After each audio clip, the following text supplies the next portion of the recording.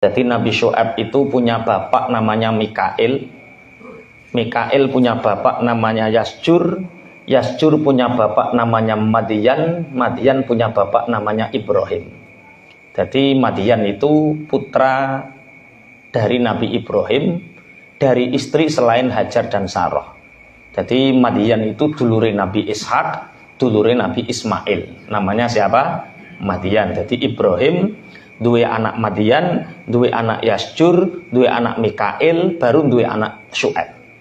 Jadi kemudian di generasi Syu'aib ini, kaum Syu'aib ini dinamakan kaum apa? Madian. Jadi nama orang menjadi nama sebuah kaum atau sebuah negara, sebuah kaum. Wa ila Madyana akhahum Syu'aibah, dan kepada negara Madian, kaum Madian aku mengutus saudara mereka, keturunan mereka yang bernama Syu'aib. Apa yang diajarkan Syu'aib? Qala ya qaum ya'budullaha ma lakum min ilahin ghairuh. Nabi Syu'aib mengatakan, wahai kaumku, sembahlah Allah. Sembahlah Allah, tidak ada Tuhan selainnya. Yang diajarkan pertama adalah apa? Tauhid. Diajarkan adalah tauhid. Tauhid itu contohnya kaya sugih iku ya konggone Allah, melarat konggone Allah. Iku gampangane rezeki sing nyukupi ya Gusti Allah. Jadi iktimat Allah, senden ning Allah itu tauhid. Makanya kalau kita mukasyafah itu, kita akan tahu kenapa setiap kita akan melakukan hal itu selalu membaca Bismillahirrahmanirrahim. Kita bayangkan seandainya kita minum di air itu, sama nek minum banyu biar digodok. Karena seandainya tidak digodok, di situ banyak apa? Bakteri itu makhluk hidup. Wis membunuh berapa ribu nyawa sampean. Nggodok banyu tok. Mulane terus sampean njaluk ridhone Gusti Allah maca Bismillahirrahmanirrahim. Sehingga makhluk-makhluk yang diciptakan Allah bunuh. Tapi kowe kan gak rumangsa salah.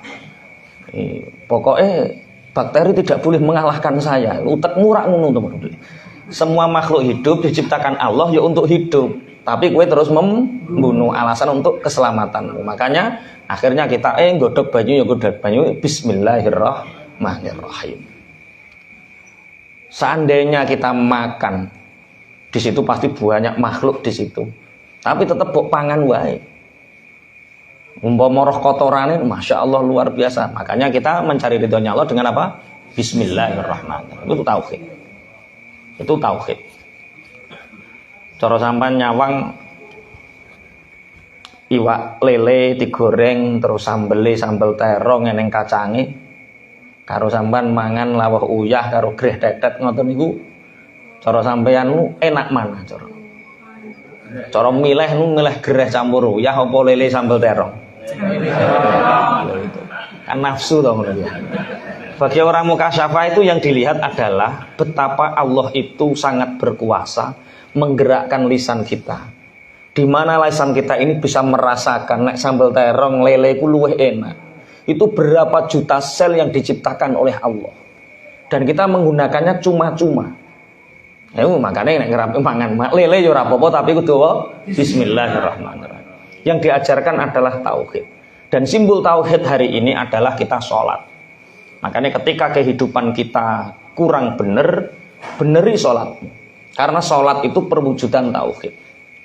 Ketika kehidupan kita bermasalah, berarti sholat kita bermasalah. Beneri sholatmu.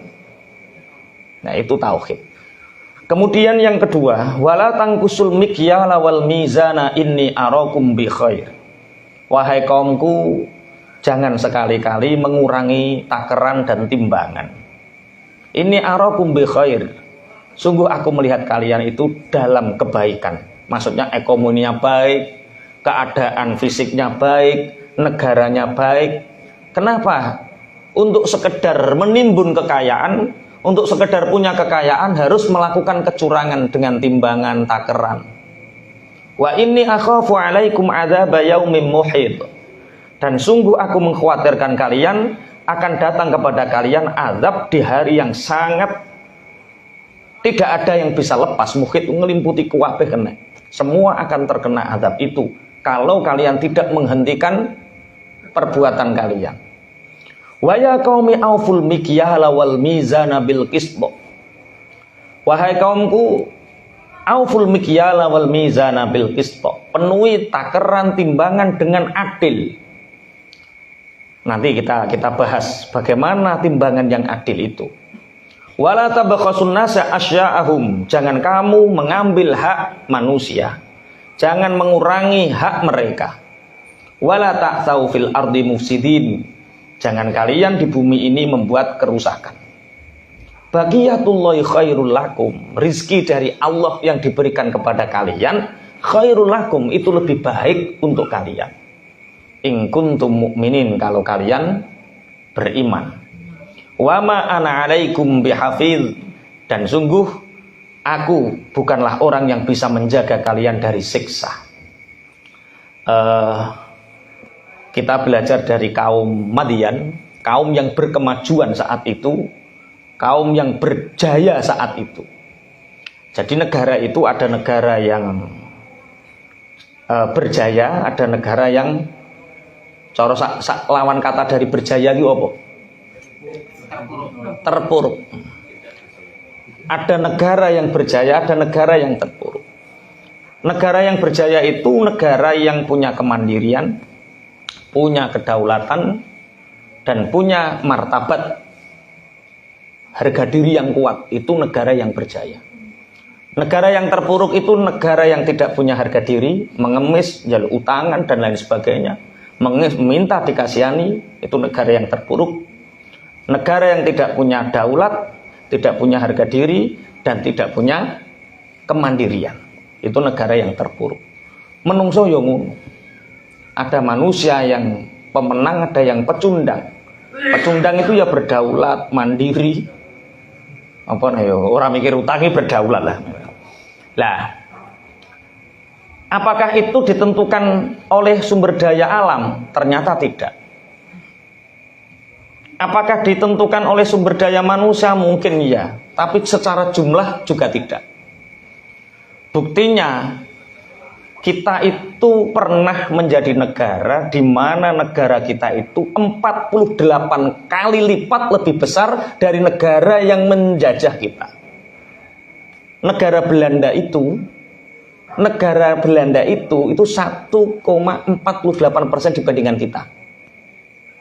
Berarti 1/48, coba bayang. Penduduk jumlah Belanda itu 9 juta, Pak. Ison jajah 200 sekian juta. Padahal negaranya luas kita, orangnya banyak kita, tapi kita dijajah. Lucu tidak? Lucu. Tapi sebelum keberadaan Belanda, kita pernah punya Nusantara yang disebut Majapahit, yang luasnya armada pasukan laut, tentara apa? Mbah pokoknya yo tentara sing ning segara kuwi lho apa? Ya maritim. Itu ditakuti, bahkan Cina semua takut. Berarti kita pernah menjadi negara yang berjaya lewat Majapahit, lewat Sriwijaya, lewat Mataram dan lain sebagainya. Tapi akhirnya kita dijajah. Apa yang menyebabkan itu? Ini yang dilakukan oleh orang-orang Madian. Mentalitas.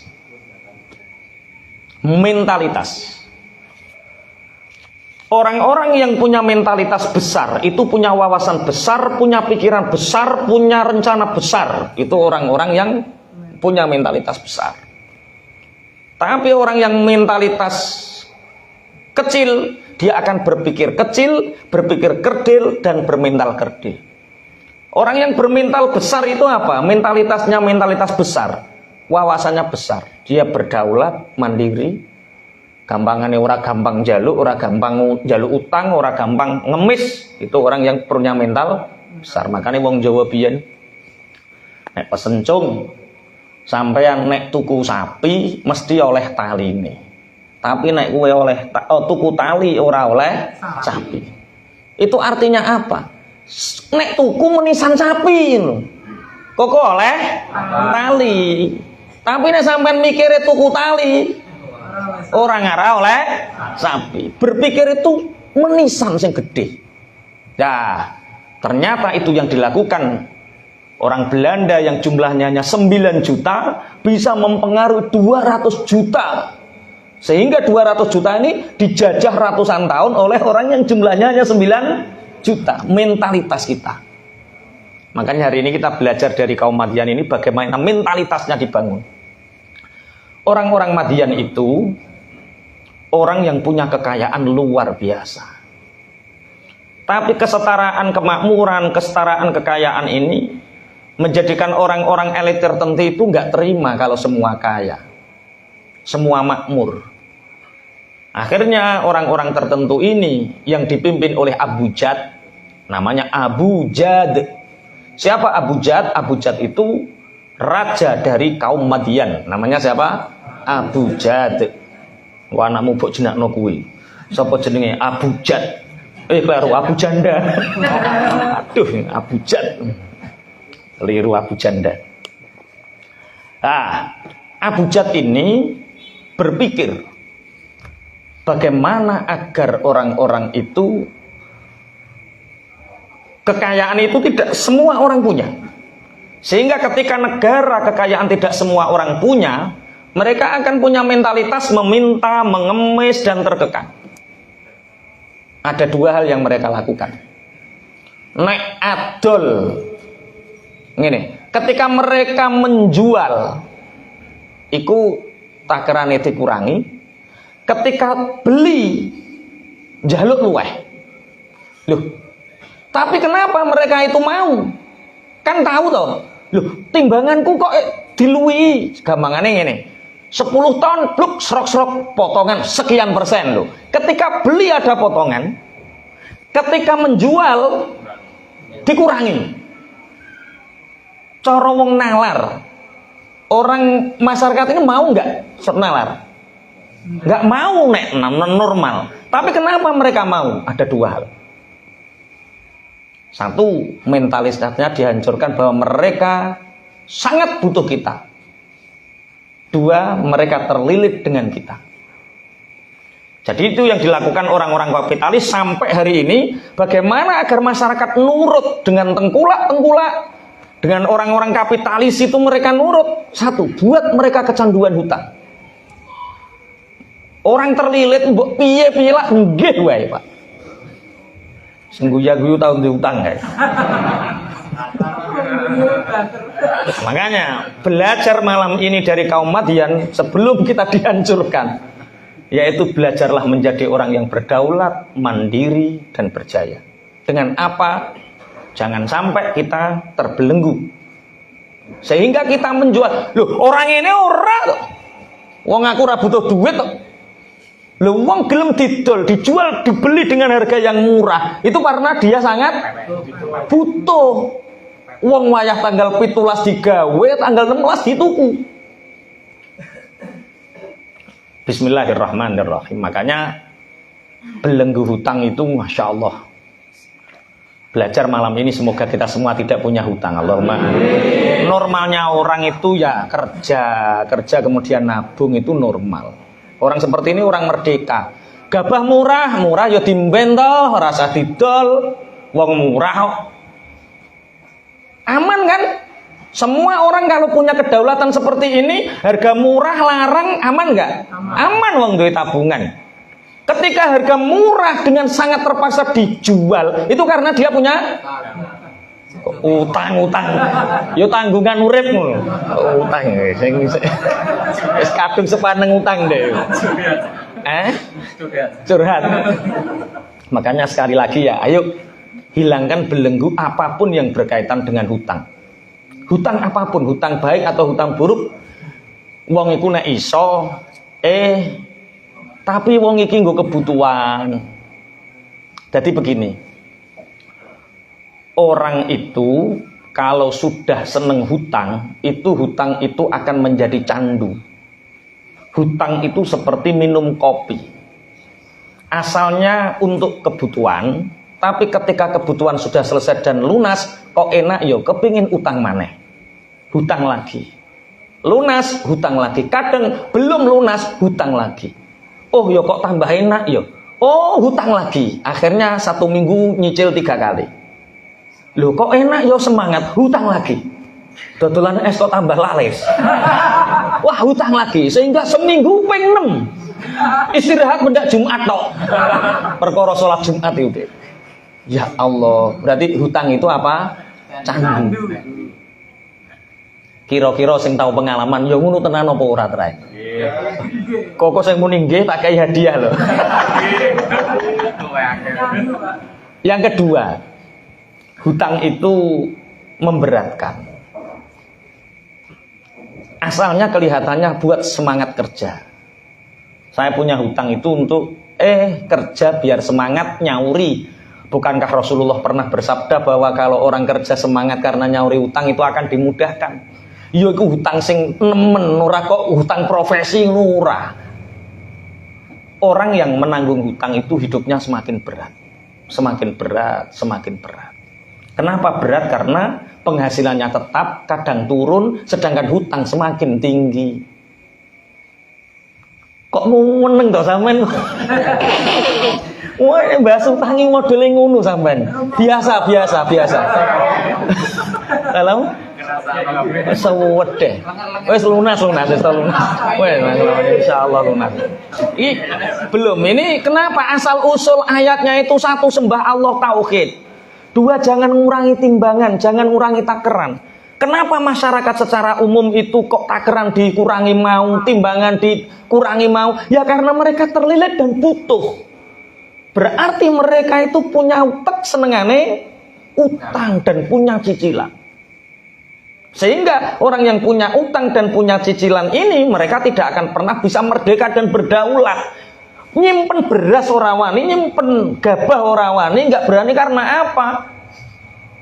Iya, pingin tambah naik tuh piye. Oke. Kemudian hutang itu membuat siapapun akan terhina. Secara individu, kalau individu itu punya hutang pasti terhina. Petuk wonge dek. Masa diperintah secara individu terhina, secara kelompok terhina, bahkan negara yang punya hutang pasti terhina. Berarti negara yang berdaulat, negara yang berjaya itu negara yang tidak punya hutang. Sehingga ora tawadhu terus gagah ngono lho, gagah. Lah wong kok tawadhu terus ndek hutang kare. Oke ya, jadi orang yang punya hutang itu hidupnya terhina. Siang terhina, malam tersiksa.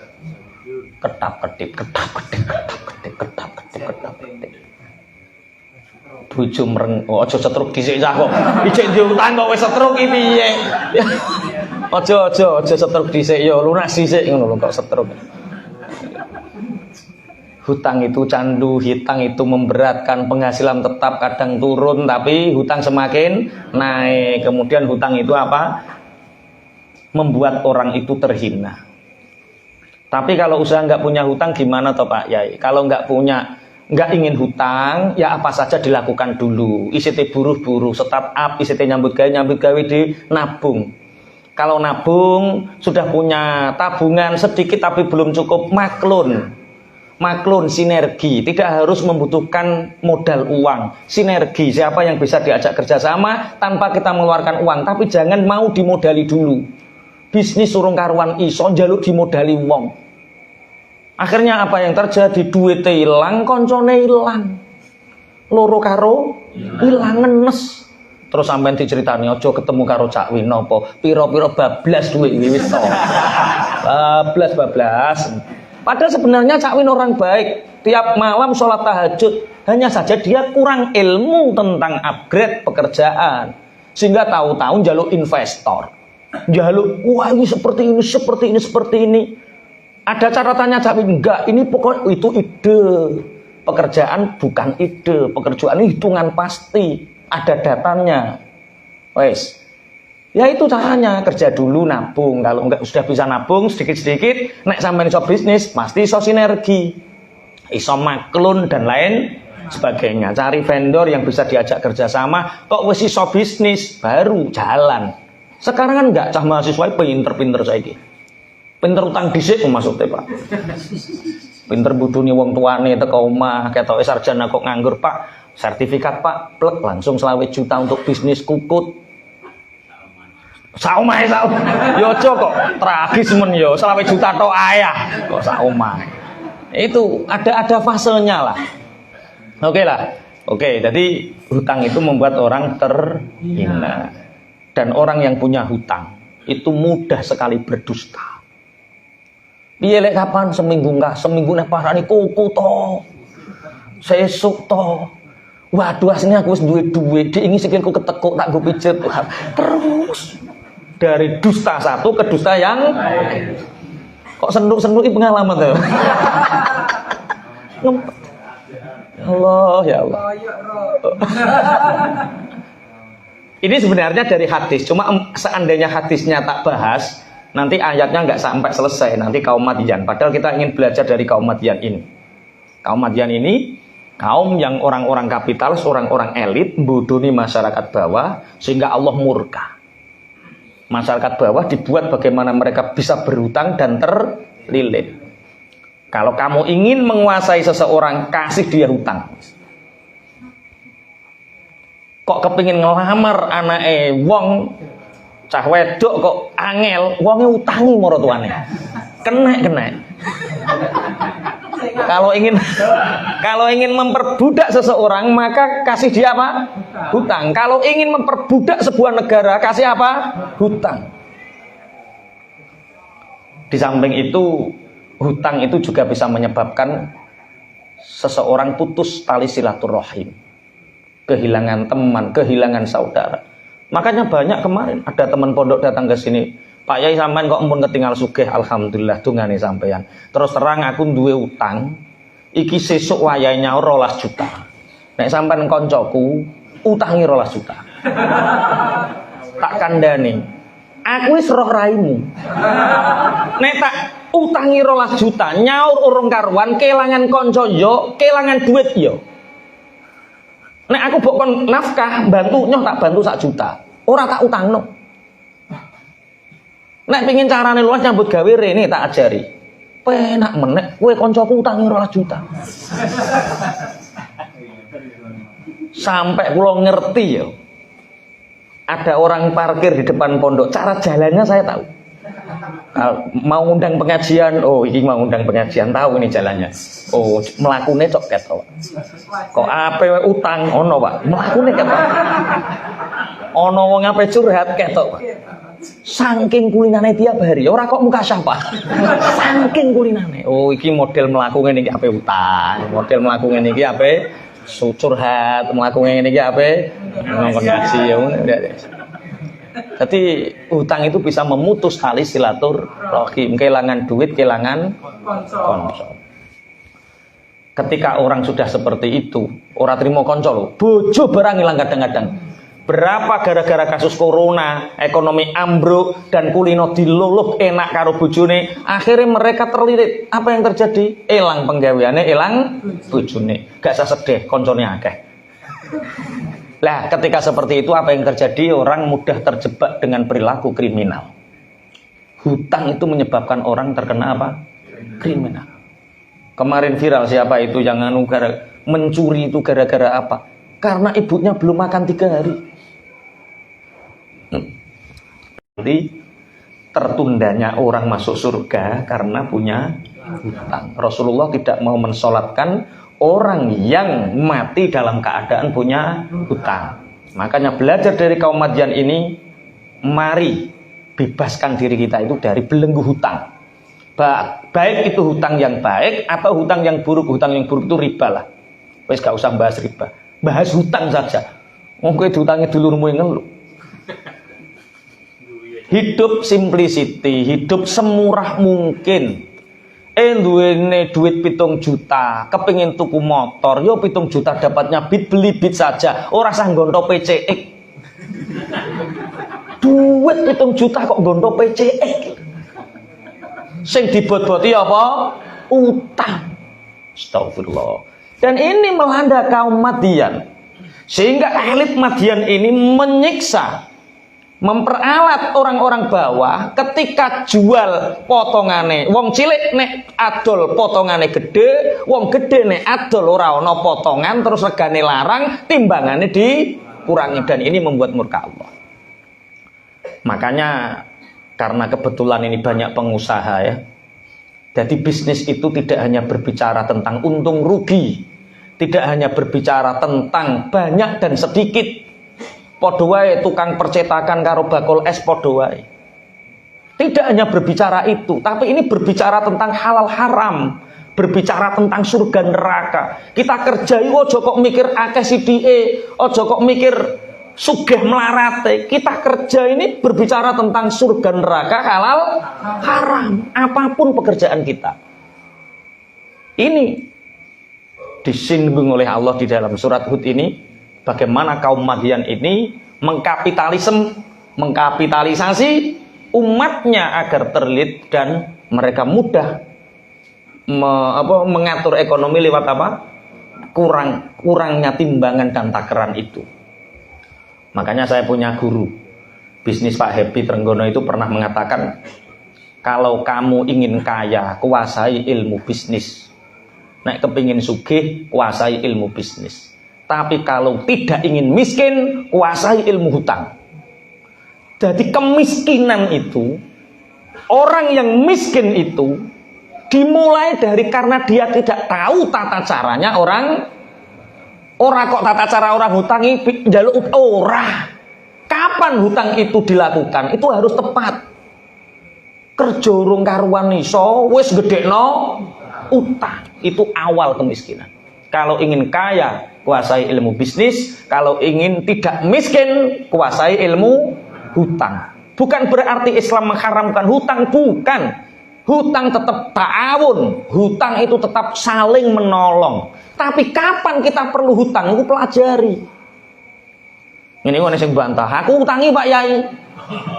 Rai koyo kowe apa tak percaya?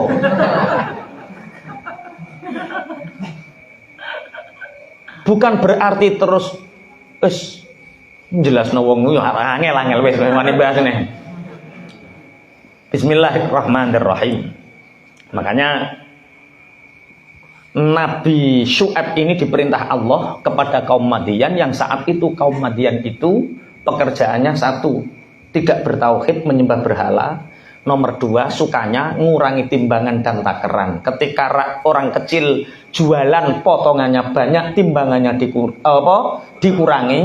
Tapi ketika dia menjual, itu timbangannya orang yang potongan ya dikurangi. Berarti double keuntungannya. Ini wala tabakhasun nasa asya'ahum. Kalian jangan sekali-kali mengambil hak orang lain. Dalam pekerjaan, dalam bisnis, jangan pernah kita makan keringat orang lain. Jangan pernah kita makan keringat orang lain. Kalau kita pejabat, pamong, ya datang ke masyarakat, butuhannya apa. Jangan mentang-mentang kita pamong terus harus lapor selalu, tidak. Sekali-kali pejabat itu yang gaji kita toh. Tanah, bumi, air ini milik negara. Rakyat gaji pejabat. Ojo kok terus pejabat sak penake dhewe tanda tangan njaluk duit. Gawe izin ngene njaluk duit. Gawe izin ngono njaluk duit. Makanya gajinya kecil, mereka bisa kaya karena apa? Mengurangi hak rakyat, mengambil keringat rakyat. Aku gak nerakakno ya, sampeyan hisabe ngono tok ae. Iki ayate apa? Wala tabakhasun nasa asya'ahum. Kalian jangan sekali-kali mengambil keringat hak rakyat. Orang-orang itu jangan kamu tipu dengan cara kerjamu. Bismillahirrahmanirrahim. Penggawean saiki cara nipu sing paling gampang dhewe kan sampean dadi tukang tambal ban supaya bocor pokoke paku kono paku. Dadi mendhi kok lah wong apik-apik ora kena paku mbok pasangi paku akhire rene. Akhirnya apa? Rene. Itu contoh yang paling mudah. Tapi dalam bisnis hari ini, Masya Allah banyak sekali penipuan-penipuan yang mereka itu istilahnya mangan getai dulure dhewe. Maka Saya seneng ya, bisnis itu ibadahku loh, keren. Mas Taib mau neng di ibadah, lah kok gue rombong, bisnisku adalah ibadahku. Rasamu gue rombong ngedoli es gak pahala, pahala itu. Tapi ojo campuri arum manis, campuri, nah iku. Ojo main-main lah ya. Jangan membuat orang itu murni ya. Oh, murni wis ngaji yo. Murni ya. Artinya semua usaha kita itu jangan sampai kita itu menzolimi orang lain. Kualitas. Makanya kula niku kudu guyu nate jaluk ijazah, Pak Yai. Nyuwun ijazah supaya dagangan laris. Dagangan apa nggih, Kak? Makanan Pak Yai sadean teng warung. Gampang. Ijazah siji lakoni apa? Masakane enak. Nek adol sing murah. Sing ladeni sumeh. Sapa sing muni bakule ayu? Sales katoke. Sales sing digoleki warung sing ayu wae. Ukti ya. Astagfirullah. Ora masuk lah. Wala tabakok. Jadi bisnis itu ibadah. Di mana tujuan bisnis itu membantu mencukupi kebutuhan orang lain, itu bisnis. Dasar bisnis seperti itu.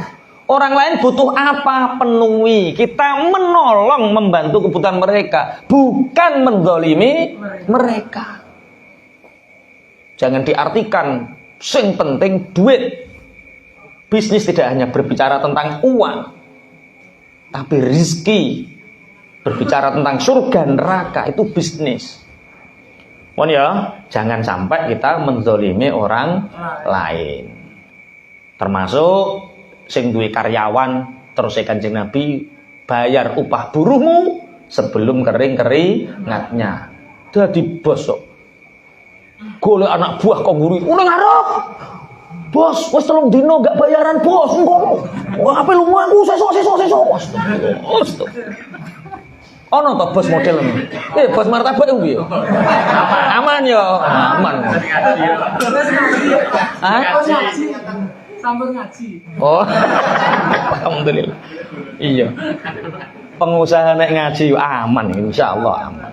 Karena apa? Bisnisku adalah ibadahku. Makanya hidup itu yang bahagia. Ibadah yang serius, bisnis yang ceria. Banyak orang gara-gara bisnis. Bisnis itu untuk membahagiakan keluarga, bukan membuat pusing keluarga. Banyak orang yang atas nama bisnis tapi ngelokno sirai bojo. Bisnis kok gak mulih-mulih.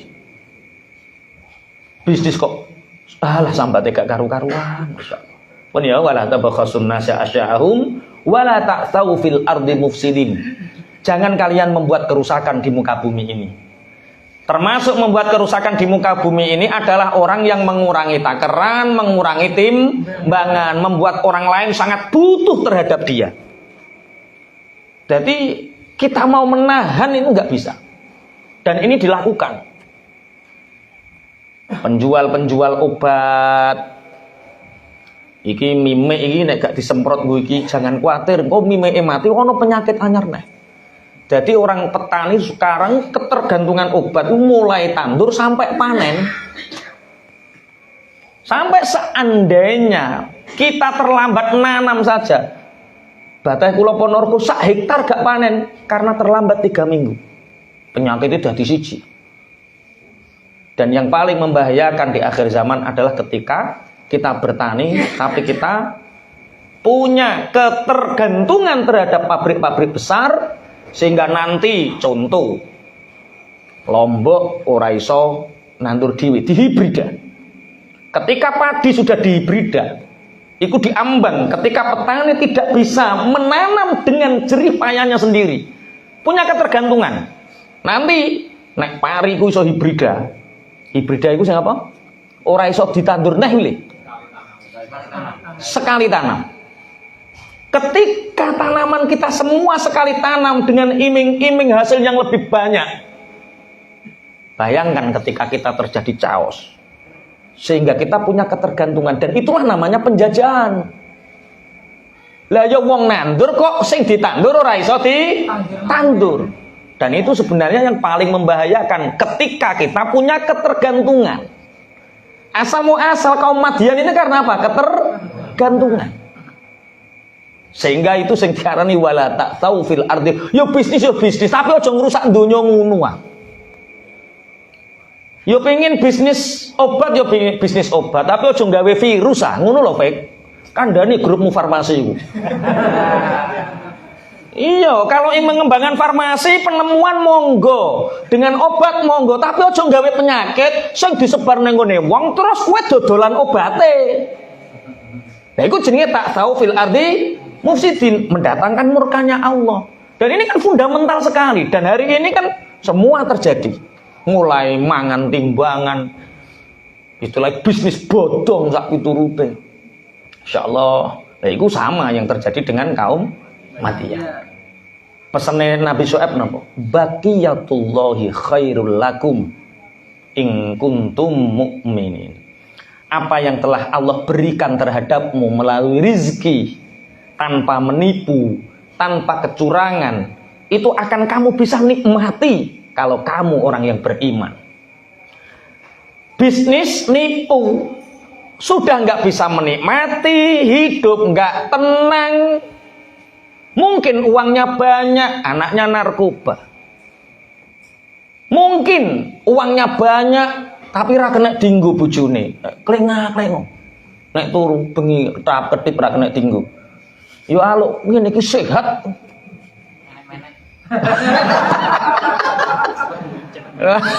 Iya, iki wis ngrasakno mantan miliarder kok. Mantan apa? Petinan nih. Kalau kirim ke Samarinda itu peti. Berapa peti, Cak? Wah, kathah wis ora iso crita deh. Kathah peti, miliarder. Tapi apa yang terjadi? Mesem karung bojo gak iso, ngudang anak gak iso, waktu habis untuk uang. Terus kenikmatannya dari uang itu apa? Ini yang disebut baqiyatullahi khairul lakum in kuntum. Apa yang telah Allah beri terhadapmu dari rizki yang halalan thayyiban, kamu bisa menikmatinya. Sedina lah 50.000, 70.000. Bojo iso guyu, anak iso mesem. Masya Allah. Bojo meteng iso ngelus-lus. Masya Allah. Nikmat. Khairul lakum. Nek kowe iman. Bagi orang yang tidak beriman, dikandani jere sapa? Ya ora kaya duwe duit. Ayat ini tidak melarang kamu punya uang banyak. Punya uang banyak. Lebih baik banyak, ikhlas bahagia. Itu lebih baik. Koko ngene iki kok ndang teko omah terus martabake tutup loro sitok wae. Kenapa, Pak? Kok martabaknya ditutup, Pak? Baqiyatullahi khairul lakum. Wis diterima ing pandum ya wis ngene iki siji-siji sithik sing penting iso guyu karo sama. Maksude gak ngono. Apa yang telah diberi oleh Allah terhadapmu itu lebih baik. Semua potensi diri kita itu keluarkan. Tapi potensi yang diberikan Allah itu nikmati. Sekarang martabak mungkin hanya 5 cabang. Tahun depan 30 cabang enggak apa-apa. Tapi kesele ora tambah, bahagiane nambah, duwite nambah. Sing ora nambah kesele tok kuwi lho. Bojo.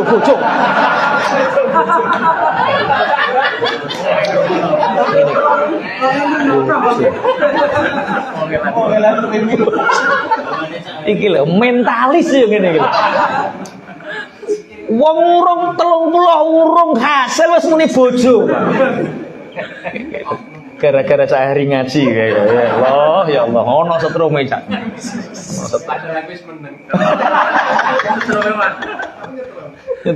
Jadi apa? Apa yang Allah beri terhadap kita dari rezeki yang halal kita bisa menikmati, kita bisa istilahnya menjadikan rezeki ini wasilah kita banyak bantu orang. Kalau martabak 5 cabang baru bantu 10 orang, Kalau 30 cabang bisa bantu 60 orang, 60 keluarga, 60 orang yang anaknya nanti dipondokkan, penerus sujud. Masya Allah, itu baqiyatullahi khairul lakum. Semua potensinya dikeluarkan, rasa syukurnya ditambah, bahagianya ditambah, ibadah yang serius, bisnisnya ceria. Lah dene kok tambahi kok tambah petentengan ngene mikir ngeluh ya aja nambah dhisik, urung wayahe. Ketika kullun muyassarun lima khuliqa lahu. Kalau Allah ingin kita punya cabang 30, berarti Allah membuat kemudahan itu. Allah ngirim orang untuk Pak Hadi, ini saya mau ikut kerja gimana Pak Hadi, carikan pekerjaan. Lah buka dengan dem ya. Nggih ngoten kullun muyassarun lima khuliqa lahu. Tapi ngene lho, Cak. Gerobake iku aku urung duwe gerobake. Ngapunten Pak Hadi, bapak kula niku tukang kayune nggih kathah. Ya. Oh, dimudahkan sama Allah. Ya wis nek ngono tak kirimi bahane gawe gerobak dhewe. Oh nggih lho, buka cabang kono. Iku kullun muyassar, enteng. Syukurnya ditambah, bahagianya ditambah, ibadah makin serius, bisnisnya ceria. Rata-rata gimana? Orang itu kalau bisnis petentengan ngono. Semangat, petentengan, pinter nyambut gawe tapi gak duwe duit. Iku jenenge pinter kerja iku, Pak. Ya saiki akeh wong pinter kerja, tapi gak duwe duit iku pinter mergawe. Oh, golek mantu pinter mergawe. Iya. Ya pinter mergawe tapi ora duwe.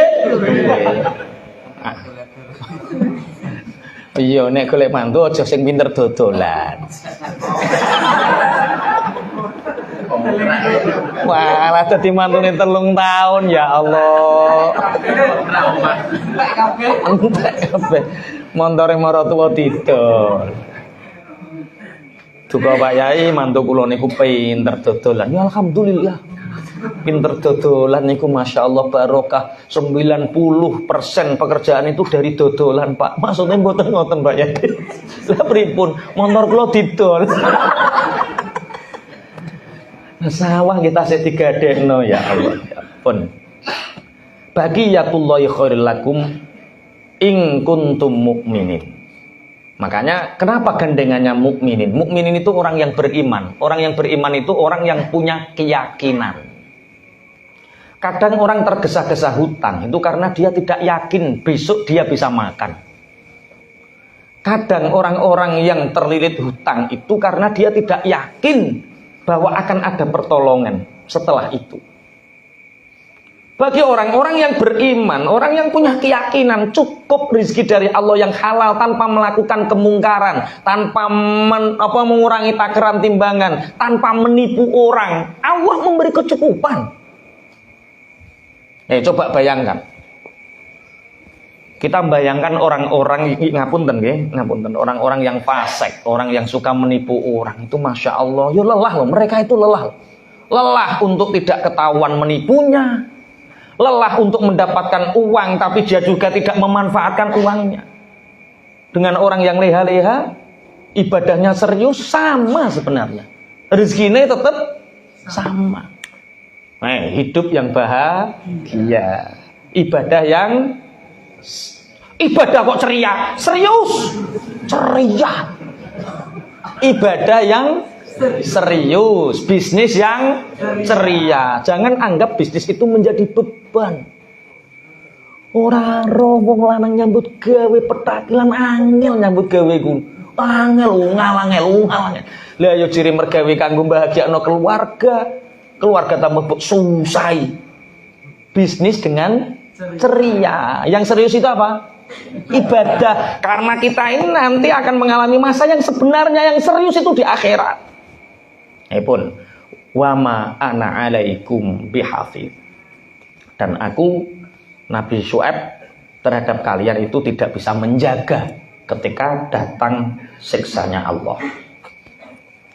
Qalu ya Syuaibu as-salatuka ta'muruka an natruka ma ya'budu abauna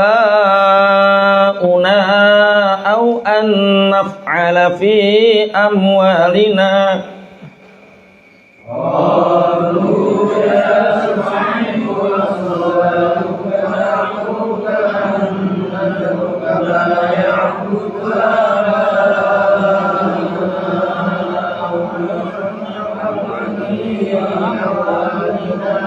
au an naf'ala fi amwalina ma nasha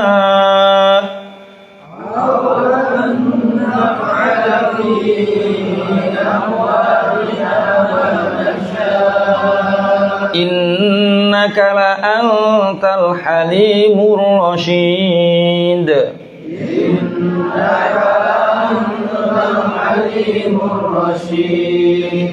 Qala ya qaumi ara'aytum in kuntu ala bayyinatin min rabbi wa razaqani minhu rizqan hasana. Qala ya qaumi ara'aytum in kuntu ala bayyinatin min rabbi wa razaqani minhu rizqan hasana. Wa ma uridu an ukhalifakum ila ma anhaakum an. Wa ma uridu an ukhalifakum ila ma anhaakum an. In uridu illal islaha mastata'tu wa ma taufiqi illa billah. In uridu illal islaha mastata'tu wa ma taufiqi illa billah. Alaihi tawakkaltu wa ilaihi unib.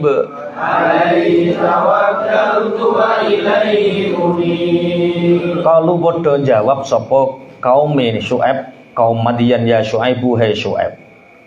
Asolatuka apa ta utawi salat sira iku tak muru merintah apa salat ka ing sira. Annaturka ing yen to ninggal sapa kita ma ing barang yak kudu kang nyembah. Ing ma sapa abauna bapak-bapak kita. Au annafala utawi yen to nglakoni sapa kita fi amwalina ing dalem pira-pira bondo kita ma ing barang nasya'u kang karep sapa kita ing ma. Inna kastuhne sira Syuaib iku la anta yakti sira iku al halimu wong kang aris ar-rasyidu kang pinter. Qala jawab sapa Syuaib, ya qaumi he kaum ingsun, ara'aitum ay akhbiruni. Aweyo kabar sapa sira kabeh ing ingsun ing kuntu lamun ta ana sapa ingsun ana iku ala bayyinatin ing atase mukjizat kebenaran mirabbi saking pangeran ingsun. Wa razaqalan paring rezeki sapa Allah ni ing ingsun minhu saking Rabbi. Rizkon kelawan rizki hasanan kang bagus. Wa ma uritulan ora ngarepaken sapa ingsun an ukhalifa yen to nulayani sapa ingsun kum ing sira kabeh ilama tumeka maring barang anha kang nyegah sapa ingsun kum ing sira kabeh anu saking ma. In uridu ora ngarepaken sapa ingsun illal islah kejaba ing kebagusan mastata'tu ing dalem selagine mampu sapa ingsun. Wa ma taufiqi lan ora ana utawi pitulungan ingsun iku illa billah kejaba kelawan pitulunganipun Allah. Alaihi ing atase Allah tawakkaltu pasrah sapa ingsun wa ilaihi lan marang Allah unibu bali sapa ingsun. Jawabannya kaum Syuaib. Hai kaumku, beribadahlah kepada Allah, sembahlah Allah yang satu. Jangan mengurangi takaran, jangan mengurangi timbangan. Jangan memakan hak orang lain. Apa jawabannya? Ya Syuaibu as-sholatu kata'muruka an natruka ma ya'budu abauna. Jadi di Madian itu sangat masyhur kalau Nabi Syuaib itu ahli ibadah, ahli sholat. Hei Syuaib, apakah sholatmu melarang kami untuk menyembah Tuhan-Tuhan yang disembah bapak-bapak kami? Atau sholatmu itu melarang kami melakukan transaksi jual beli, mentasarufkan harta kami semau kami? Mbok yo aja ngono. Kowe sholat-sholat tapi jangan menghalangi kami untuk melakukan yang kami lakukan. Sekarang namanya toleransi. Kamu sholat, tapi jangan sholatmu itu mencegah kami untuk menyembah Tuhan kami. Dan jangan sholatmu itu melarang kami untuk melakukan transaksi sebagaimana yang kami lakukan. Jadi, awakmu, aku. Kawit biyen yang Saya sering menerangkan fikih-fikih muamalah tentang transaksi ini haram, ini bener, ini enggak. Malah sing roh pangeran. Sing roh pangeran. Lah kuwi roh hukume pangeran kok ngene sapa? Jangan wong zaman wis ngene kok cek percaya wae. Nah terus kamu tahu ayat-ayat Allah dari mana kalau enggak ngaji? Nah makanya kalau sekarang ada fikih muamalah itu ya dikerjakan, diilmoni. Jangan sampai orang itu wong zaman modern haram ya angel kok halal itu.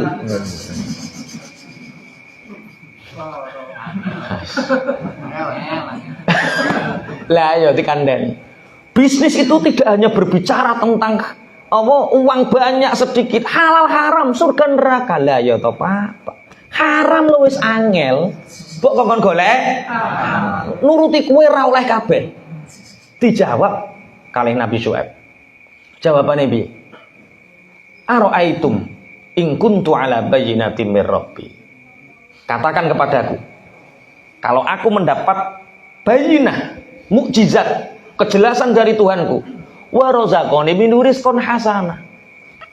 Saya tidak mengurangi timbangan, saya tidak menipu, saya tidak melakukan seperti yang kamu lakukan, tapi Allah justru memberiku rizqon hasanah. Sampai perhatikan orang yang masya Allah kerja lupa ibadah dengan orang yang sregep ibadah, hasilnya gimana? Sama gitu. Yo beda kok. Sama. Orang beda Pak. Kalau sing melulu nyambut gawe, hatinya gersang, hidupnya sempit, kemerungsung, seperti meminum air laut, semakin diminum semakin haus, kaya mangan kuaci. Perasaan nek gawe akeh terus wareg ora. Mbededeg ya. Wong ndak ngejar dunia seperti makan kuaci. Katok. Sampai sariawan lidas ora wareg.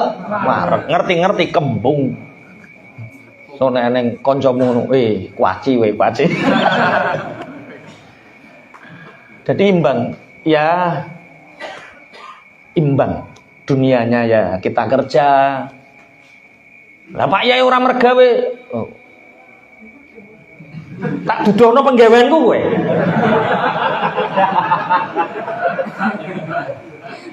Masya Allah. Ana wong darani kiai gak mergawe. Nabi Syuaib iki mergawe, aku sampai saiki jek mergawe. Aku gak usung-usung kudung lagi 2 tahun. Pas usiaku 40 tahun karena aku sudah janji dulu seandainya bisnisku melimpah ruah 40 tahun khusus dakwah. Alhamdulillah dikabulkan sama Allah sejak 2 tahun yang lalu gak usung-usung kudung. Maksudnya ya karyawane wis ditukokno mobil karo Allah iso ngusungi kudungku ngono saiki. Jadi ora kok terus aku kudu ngusung-ngusung dhewe ya ora. Memang semua itu berproses.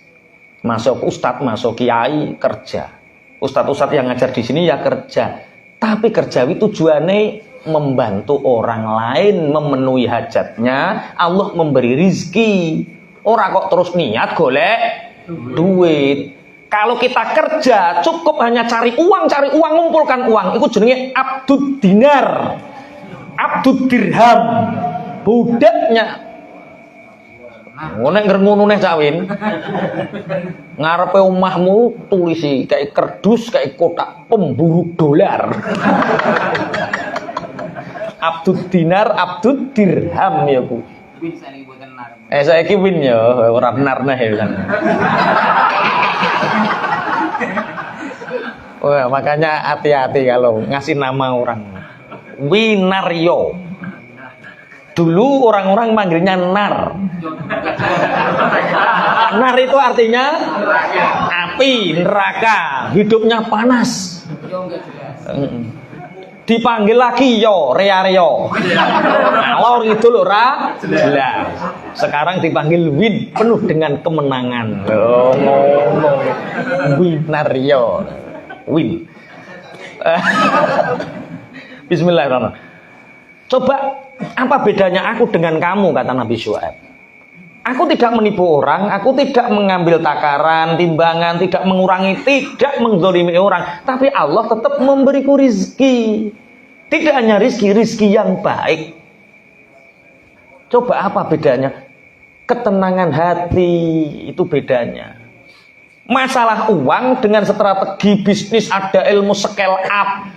Ilmu ini, siapa Mas Kim itu apa? 7 jurus banjir order. Wah, itu ilmu-ilmu yang berbicara tentang banyak uang. Tapi berbicara tentang kelapangan, berbicara tentang menolong banyak orang, berbicara tentang surga, halal haram, ini yang perlu diperhatikan. Dan orang-orang yang taat kepada Allah, notabene mereka hidupnya lebih tenang, lebih bahagia, lebih nyaman. Mana jenip uang. Wa ma uridu an ukhalifakum ila ma anhaakum an. Aku tidak ingin berselisih dengan kalian, kata Nabi Syuaib. Sampai kalian itu menghentikan transaksi-transaksi seperti itu. In uridu illal islah. Aku tidak menghendaki kecuali kebaikan. Mastatoktu, selama aku mampu, aku akan memperingatkan kalian. Selama aku mampu, aku akan memperingatkan kalian. Dan ini harus kita ikuti sampai hari ini. Walaupun di luaran sana banyak transaksi haram, sing model ngene, sing model ngene, baik udoror semakin banyak. Baik udoror kaya forex, kaya multi level marketing, MLM dan lain, semakin banyak. Kita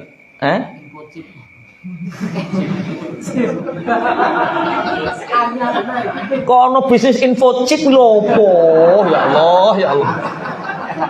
Bisnis piye? Info chip itu bisnis piye? Piye? Main game dapat uang terus. Chip yang dijual. Chip kuwi rupa apa?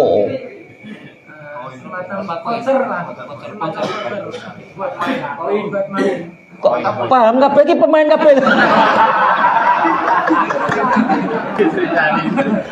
Oh, diceritani. Ngaji lho, Pak. Ngaji gak main chip. Oh, mencari kejelasan.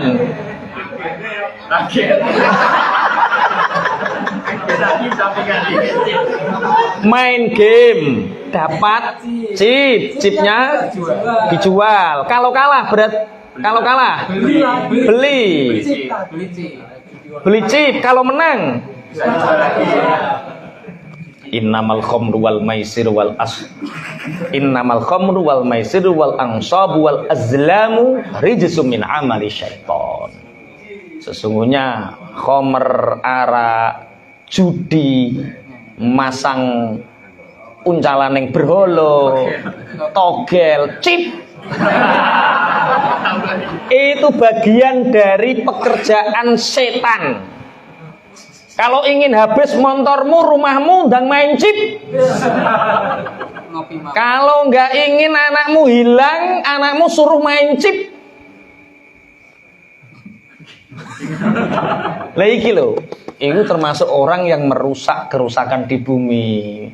Mbok nggawe aplikasi sing apik ngono yo ke aplikasi kok wong seneng kecanduan chip yo. Astagfirullah. Iku padha karo togel ya. Piye carane piye? Kim terangno Kim piye?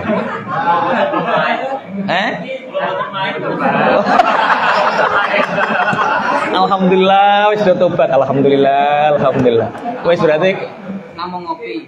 Nggih, berarti anu ya, yang jelas judi ya, termasuk yang jelas judi online. Kalau dulu itu judi itu dilihat orang dan hina. Sekarang judi di kamar pun bisa judi, dan ini yang menentukan adalah keimanan kita. Jadi nek kepingin entek. Jadi begini, belum ada ceritanya judi itu kaya kecuali bandar judinya. Sing sugih iku sing duwe aplikasi kuwi.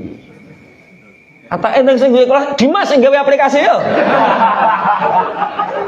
Iki tukang gawe aplikasi. Ojo gawe aplikasi ngono ah, astagfirullah. Wa ma taufiqi illa billah. Jadi termasuk itu ya, yang merusak bumi tadi apa? Ngurangi takaran timbangan, menyembah berhala, ngurangi takaran timbangan, istilahnya menipu orang lain dengan tujuan mendapatkan uang, judi.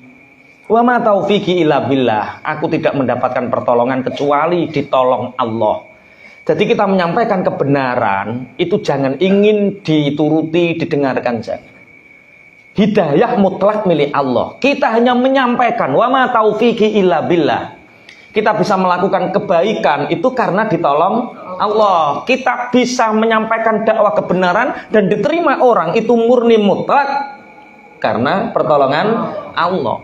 Wong sing seneng cibuk kandhani katut nek gak ditulungi Allah. Tapi kalau sudah dapat hidayah, walaupun kita hanya menyindir saja, info chip, astagfirullah, dapat hidayah itu namanya ditolong sama Allah. Wa ma taufiqi illa billah, alaihi tawakkaltu wa ilaihi unib. Hanya kepada Allah aku berserah diri dan hanya kepada Allah aku kembali. Ini jawabannya Nabi Syuaib.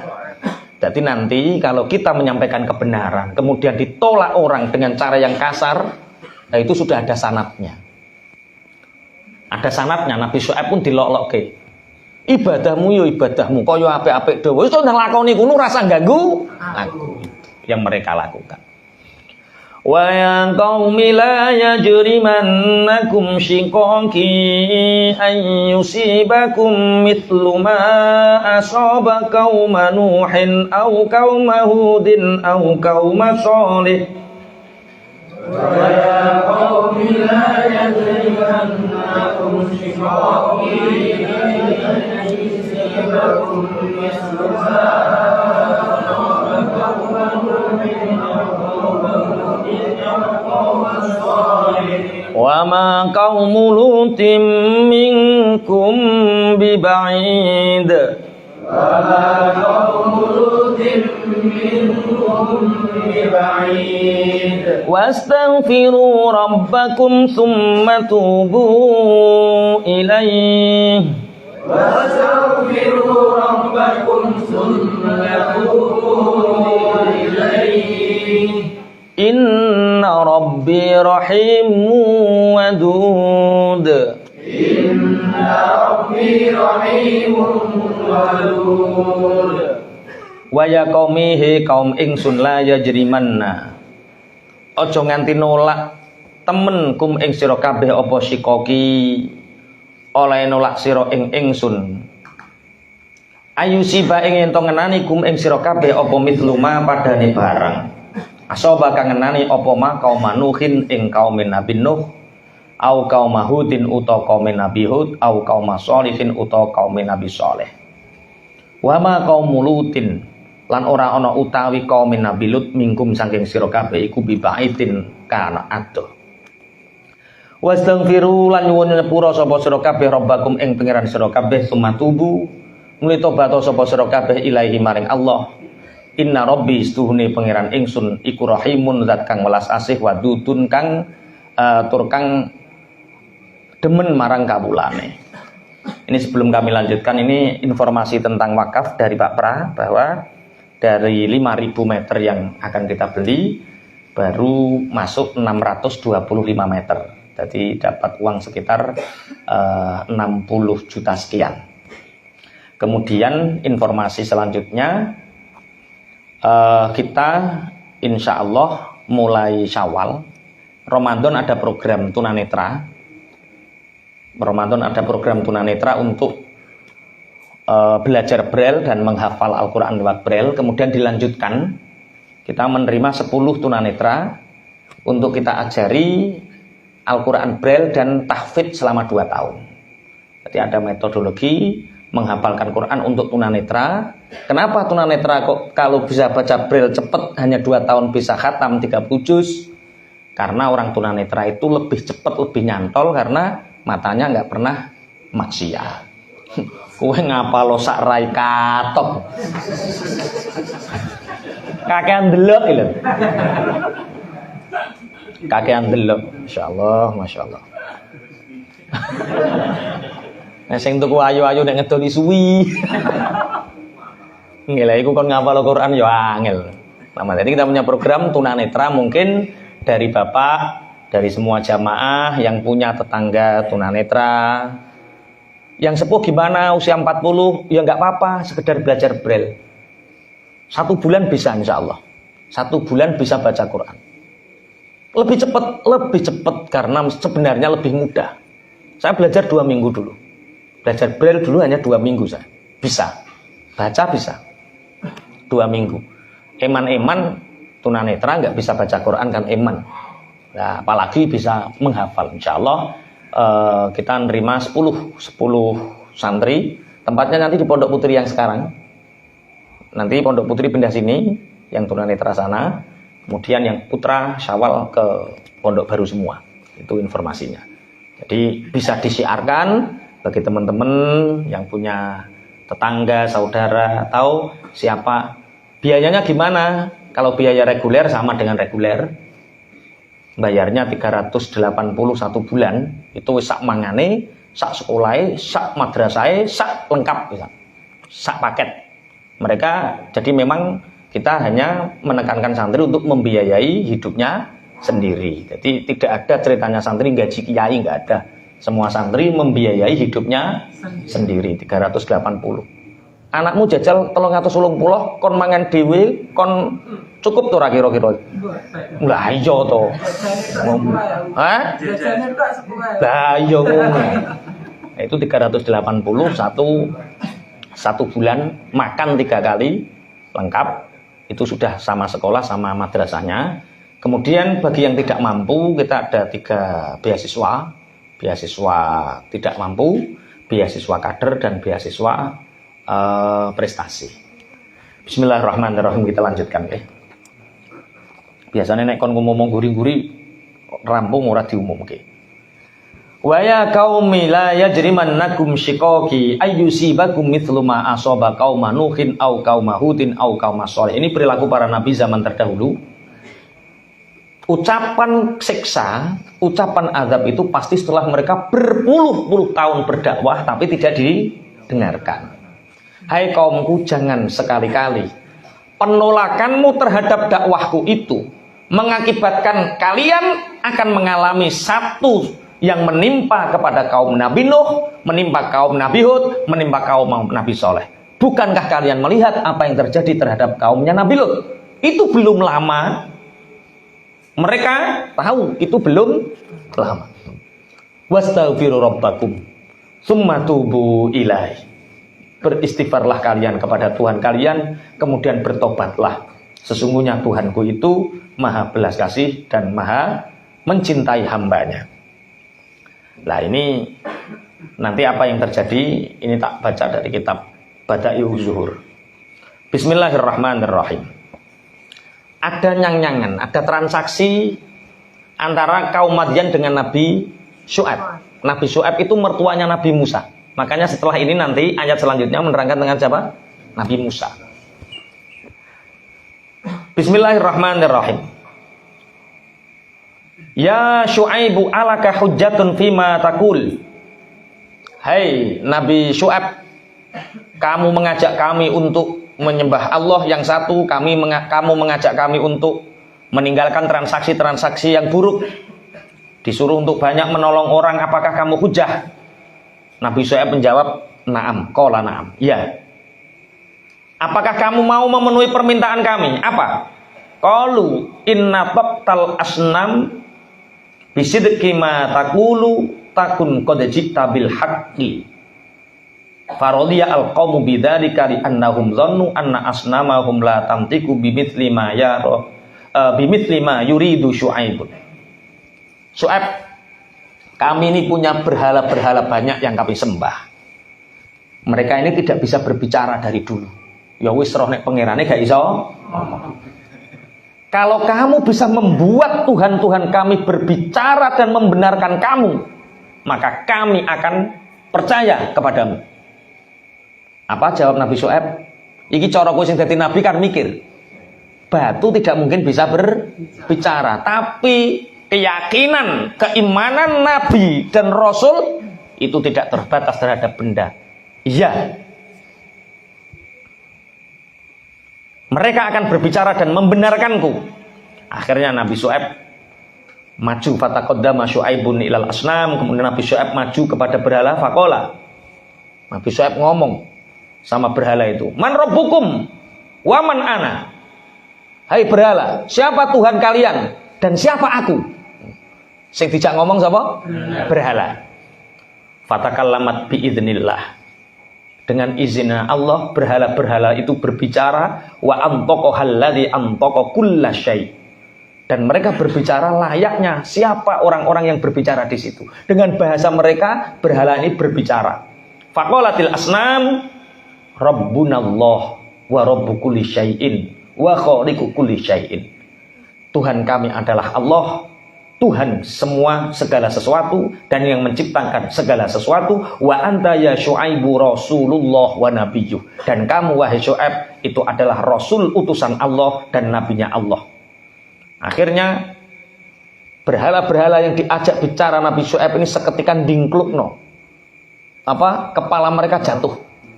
Karena saking malunya. Dan tidak ada satupun berhala yang di situ yang disembah itu berdiri sesuai asalnya. Semua hancur, ambruk. Kemudian mereka tetap tidak falam yusaddikuhu. Akhirnya mereka tidak membenarkan. Sudah ada bukti nyata, mukjizat yang nyata, tapi mereka masih mengingkari. Akhirnya wa arsalallahu ala qaumi Syuaib rihan. Akhirnya Allah mengutus angin untuk menghancurkan kaumnya Nabi Syuaib. Jadi Allah memerintahkan angin. Jadi angin itu seperti ini itu karena diatur dalam posisi sesuai skenario dari Allah. Jadi eneng job desk. Jadi angin seperti ini ada job desk-nya. Ini kekuatan sakmen itu ada apa? Job desk-nya, temperaturnya sekian, ada job desk-nya. Ada tupoksi, tugas pokok dan fungsinya itu dia tahu. Nah iso ya semilire ngono, nek awan ngene sudah ada tupoksi. Saat itu Allah membebaskan, "Hei angin, iki Nabi Syuaib telah didustakan, angin, wes sakarepmu, kowe lha opo? Sakarepmu." Lho angin kok karo Gusti Allah diculno, yo ndadi to, Dik. Ono sing dadi lesus, ono sing wah musak masik, Pak. Sampai mereka itu semua kadat tunsifuhum nasafan fabadiru musri'ina ila manazim. Semua seakan-akan mau dirobohkan dan mau dicabut sehingga kaum-kaum Nabi Syuaib berlari semua menuju rumahnya saking kencangnya angin saat itu.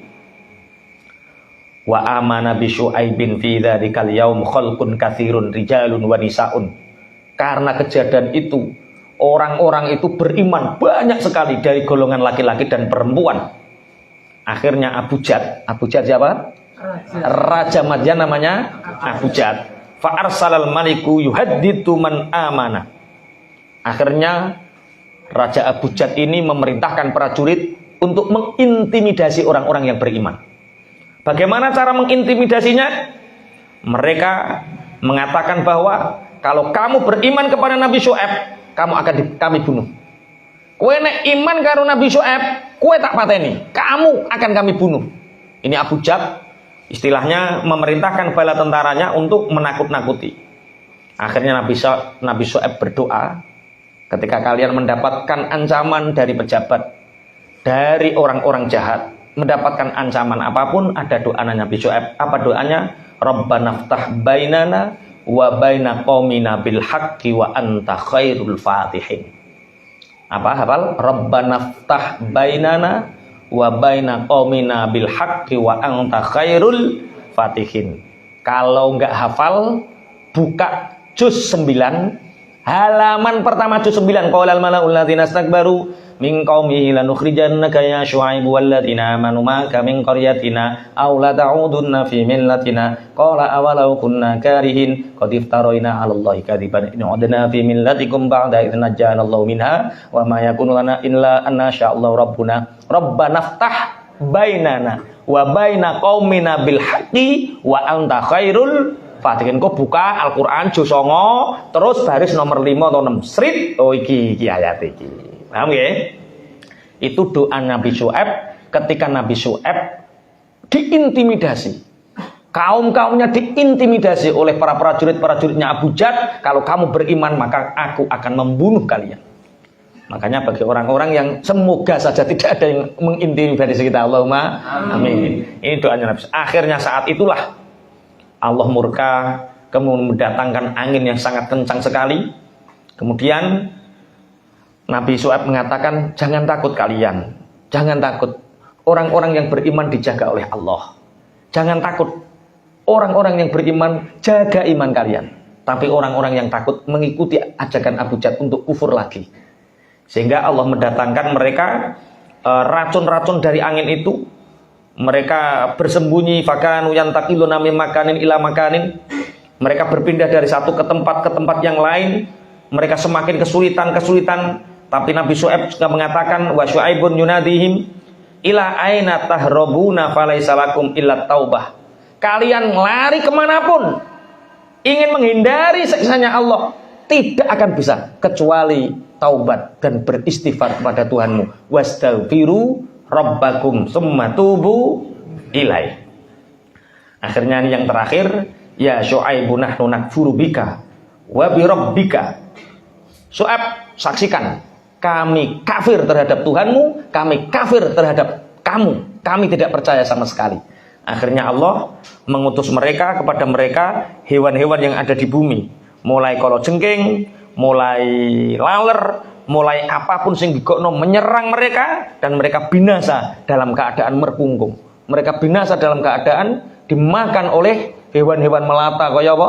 Laler, kalajengking, semua hewan-hewan yang kotor, mereka menyerangnya.